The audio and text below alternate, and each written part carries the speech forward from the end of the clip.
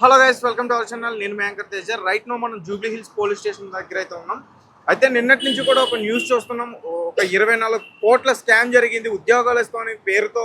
ఒక కన్సల్టెన్సీ పెద్ద స్కామ్లో ఒక 1200 మంది స్టూడెంట్స్ని మోసం చేసిందని చెప్పి కూడా ఒక వార్త అయితే బయట బాగా వైరల్ అవ్వడం చూసాం. ప్రస్తుతం అయితే వాళ్ళందరినీ కూడా అరెస్ట్ చేయడం జరిగింది. అసలు వాళ్ళు ఎవరు, ఆ స్టూడెంట్స్ ఎవరు, వాళ్ళందరూ ఎంతెంత అమౌంట్ పే చేశారు, అసలు ఇందులో దోషులు ఎవరు, నిర్దోషులు ఎవరు ఇప్పటివరకు కూడా పోలీసుల దగ్గర నుంచి ఎలాంటి సమాచారం కూడా బయటకు రాలేదు.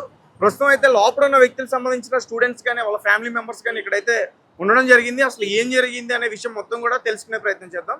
నమస్తే. ఇప్పటి వరకు కూడా 8 మందిని అరెస్ట్ చేశారని చెప్పేసి అంటున్నారు.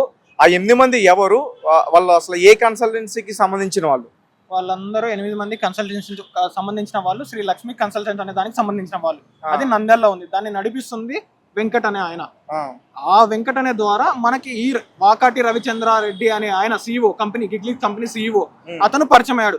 అతను ఈ కన్సల్టెంట్ అందరినీ ఫస్ట్ డైరెక్ట్ ఎవరైనా కంపెనీని డైరెక్ట్ రిక్రూట్ చేసుకోరు, త్రూ ఒక కన్సల్టెంట్ ద్వారానే. అది ఒక ఆథరైజ్డ్ జాబ్ ఇచ్చేదాని కంపెనీ, దాని ద్వారా job. But every one benefit అవుతారు ఇక్కడ. బట్ కంపెనీ ఏం చేసింది, ఇక్కడ సర్టన్ అమౌంట్ ఈ కన్సల్టెంట్ ద్వారా తీసుకొని మేము పిల్లలకి జాబులు ఇస్తామని ఫస్ట్ ఈ కంపెనీ స్టార్ట్ అయింది నవంబర్ నుంచి మార్చి వరకు రిక్వెస్ట్ చేసుకున్న పర్సన్స్ ఒక 100 to 150 మెంబర్స్ ఉండొచ్చు.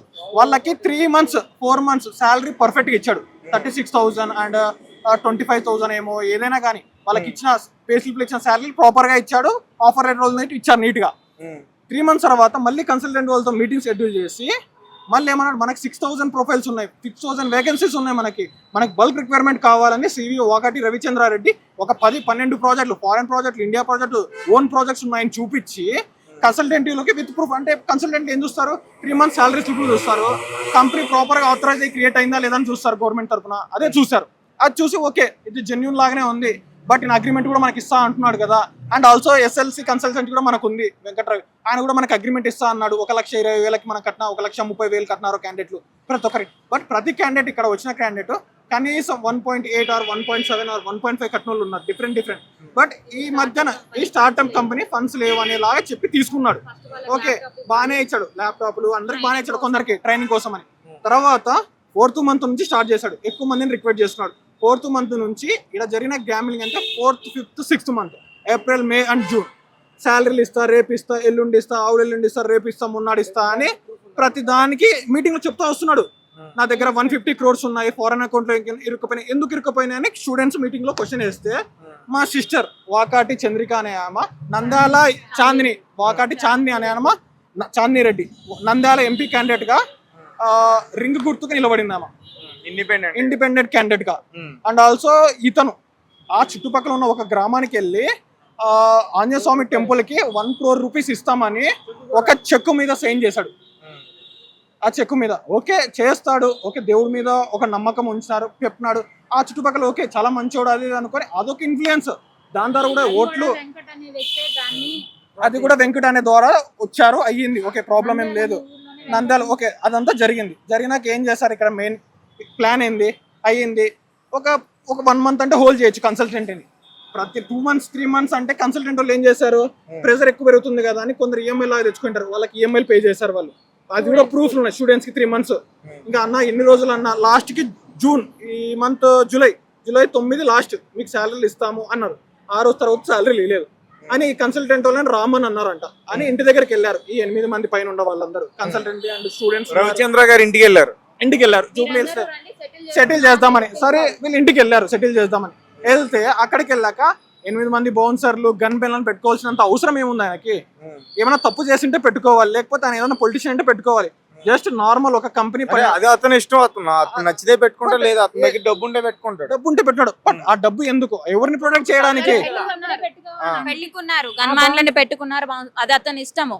మన వాళ్ళు మామూలుగా సెటిల్మెంట్ కి పిలిచారు, గన్ మ్యాన్లకి బౌన్సర్లకు మన వాళ్ళు ఏం భయపడలేదు, సెటిల్మెంట్ కి మాట్లాడడానికి అని మన వాళ్ళు లోపలికి వెళ్ళారు. ఈ కన్సల్టెన్సీ వాళ్ళ ఎంప్లాయీస్ అందరూ కలిసి 8 మంది వెళ్ళారు. వెళ్ళిన తర్వాత అక్కడ గన్ మ్యాన్లు చెప్పిన విషయం ఏంటంటే మాకే 2 lakhs ఇవ్వాలి, మాకే ఇంకా సాలరీస్ 5 months నుంచి ఇవ్వట్లేదు అనేసి వాళ్ళు చెప్పారు.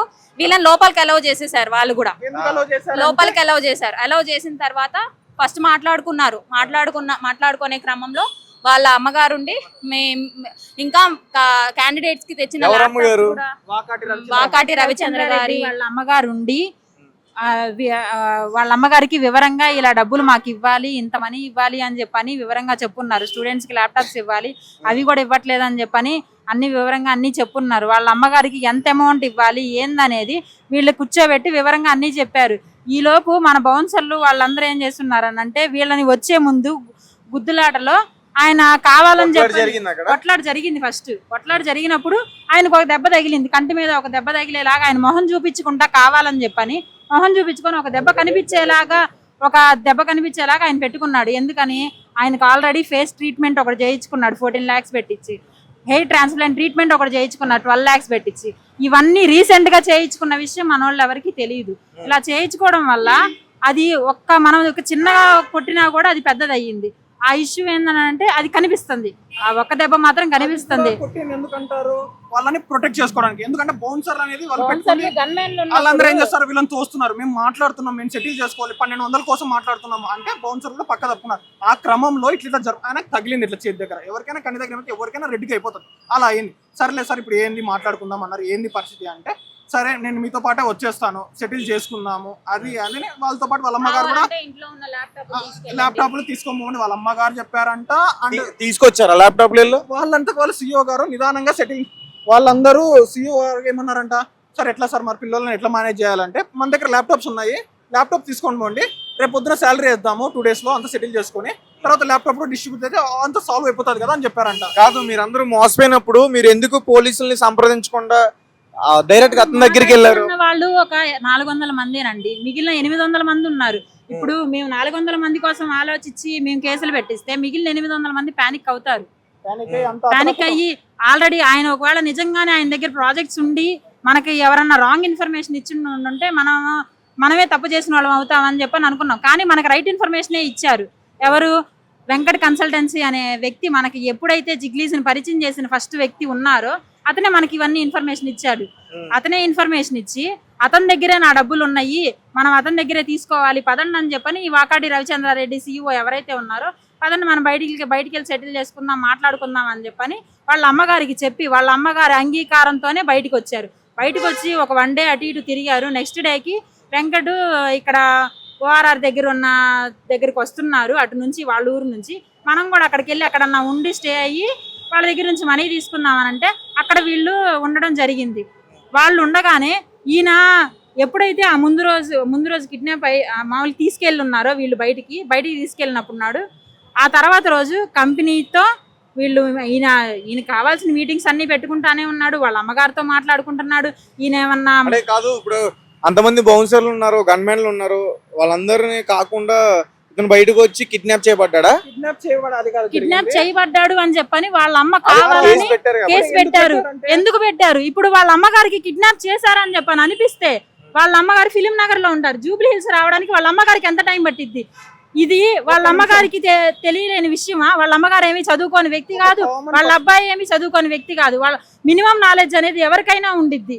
అక్కడ నుంచి ఇక్కడికి రావడానికి మనకి ఎంత సమయం పట్టింది? ఫిలిం నగర్ లో ఉన్న మనకి ఇక్కడికి రావడానికి ఎంత సమయం పట్టిద్ది అనేది ఆలోచించుకున్నప్పుడు వాళ్ళ అమ్మగారు వెంటనే వచ్చి కిడ్నాప్ కేసు పెట్టుకోవాలి. వాళ్ళ అమ్మగారు పెట్టే పని అయితే 1.5 రోజు తర్వాత వాళ్ళ అమ్మగారు వచ్చి ఇలా కావాలని కిడ్నాప్ కేసు ఎందుకు పెట్టారు అంటే మనకి ఇవ్వాల్సిన డబ్బులని వాళ్ళ అమ్మగారికి తెలుసు కాబట్టి, ఎంత ఇవ్వాలి ఏందనేది వివరంగా వాళ్ళ అమ్మగారికి తెలుసు కాబట్టి ఈ డబ్బులని మనము ఇప్పుడు ఈ కిడ్నాప్ కేసు అనే డ్రామా ఒకటి మనం ఆడామంటే వీళ్ళకి డబ్బులు ఇవ్వాల్సిన అవసరం ఉండదు, వీళ్ళని కావాలని చెప్పని ఇట్లాంటి కేసుల్లో పెద్ద కేసుల్లో ఇరికిచ్చేసి మనం ఎస్కేప్ అయిపోవాలి అని చెప్పని ఒక డ్రామా వేసుకొని వాళ్ళ అమ్మగారు 1.5 రోజు తర్వాత వచ్చి కిడ్నాప్ కేసు అనే డ్రామా ఇక్కడ ఆడారు. అందువల్ల అక్కడ కిడ్నాప్ వ్యక్తికి ఫోన్లు ఎందుకుంటే ల్యాప్టాప్ ఇచ్చి మీటింగ్ ఎందుకు అటెండ్ అవుతారు? అసలు అక్కడ స్పాట్ లో దొరికినప్పుడు ఆయన్ని పోలీసులు వీడియో తీశారు. ఆయన బెడ్ మీద హ్యాపీగా పడుకొని ఉన్నారు, ఏసీ రన్ అవుతుంది, ఆయన ఫోన్ ఆయన చేతిలోనే ఉంది, ఆయన పక్కన ల్యాండ్ లైన్ మొబైల్ ఉంది, ఆయన కార్ కీస్ అక్కడే ఉన్నాయి, ఆయనకంటూ ఒక ఫుడ్ అక్కడ టేబుల్ మీద ఉంది, ఆయన రెడ్ బుల్ తాగుతాడు, అదొక్కటే తాగుతాడు. ఆ రెడ్ బుల్ ఒక 12 దాకా ఉన్నాయి, అవన్నీ వీడియో తీశారు పోలీసులు. ఆ వీడియో మాత్రం బయటికి రావట్లేదు. అక్కడ స్టేట్మెంట్ మా దగ్గర ఉందండి, మా దగ్గర తర్వాత వచ్చింది. అక్కడ ఒక స్టేట్మెంట్ తీసుకున్నారు పోలీసులు. మిమ్మల్ని కావాలని వీళ్ళు కిడ్నాప్ చేశారా? లేదండి, నన్ను ఏం కిడ్నాప్ చేయలేదు, మేము మాట్లాడుకోవడానికే వచ్చాము. మీరు డబ్బులు వీళ్ళ దగ్గర తీసుకున్నారా? తీసుకున్నాను సార్, నేను ఇంత డబ్బులు తీసుకున్నాను, వాళ్ళకి జీతాలు వెయ్యాలి, కానీ నేను వెయ్యలేదు, నేను వాళ్ళకి అదే చెప్తున్నాను అని చెప్పని స్టేట్మెంట్ ఒకటి ఇచ్చున్నారు. ఆ స్టేట్మెంట్ కూడా బయటికి రానివ్వలేదు. ఆ స్టేట్మెంట్ బయటికి రానివ్వలేదు. వాళ్ళ అమ్మగారు ఎందుకు కిడ్నాప్ కేసు డ్రామా ఆడారో కూడా తెలియట్లేదు.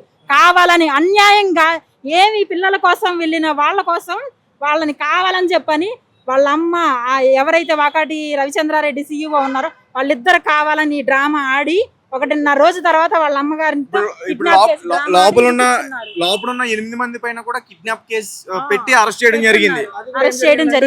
వాళ్ళతో మాట్లాడిస్తున్నారా మిమ్మల్ని? వాళ్ళతో మాట్లాడట్లేదు మమ్మల్ని. ఏదంటే ఫుడ్ కోసం వెళ్ళినప్పుడు మేము ఏదన్నా మాట్లాడగలుగుతాం, అంత మించి ఏం లేదు. ఏం జరిగిందని కూడా వాళ్ళ దగ్గర నుంచి మనకు తెలియట్లేదు. వాళ్ళని బయటికి రానికుండా ఏదో ఒక అల్లీగల్ కేసు దగ్గర 6 కేసులు వాళ్ళ మీద పెట్టారు. వాళ్ళు కిడ్నాప్ అంటారు, అటెంప్ట్ మర్డర్ కేసు పెట్టినామంటారు, థెఫ్టింగ్ అంట, dacoity and also false documentation, ఇవన్నీ లేని ఉన్ని కేసులన్నీ వీళ్ళ మీద అనేది పెడితే ఎవరికైనా గానీ ఒక కత్తికాటో లేకపోతే అంటే మాకు మినిమం నాలెడ్జ్ ఉన్న జనరల్ పీపుల్ మేనండి మేము. కనీసం అటెంప్ట్ మర్డర్ అనేది దానికి మీనింగ్ కూడా ఆమెకి తెలుసో లేదో మాకైతే తెలియదు. దాన్ని ఎందుకు ఆ కేసు కావాలని ఇంత ఫాల్స్ కేసు పెట్టి వాళ్ళని లోపల ఉంచాలని చెప్పని ఉద్దేశపూర్వకంగా వాళ్ళ అమ్మ ఇలా చేస్తున్నారు మాకైతే అర్థం కావట్లేదు. మీ హస్బెండ్ తో పాటు మీ హస్బెండ్ యొక్క స్టూడెంట్స్ కూడా ఉన్నారు. వాళ్ళకి వాళ్ళు కూడా బాధితులే. జిగ్లీస్ కంపెనీకి వాళ్ళు ఇచ్చిన స్టూడెంట్స్ ఇచ్చిన వాళ్ళు బాధితులే. వాళ్ళు ఈ కంపెనీకి ఇవ్వాల్సిన మనీయే కాకుండా ఆ పిల్లల కోసం వీళ్ళు పర్సనల్ గా మనీ ఇవ్వడం జరుగుతుంది.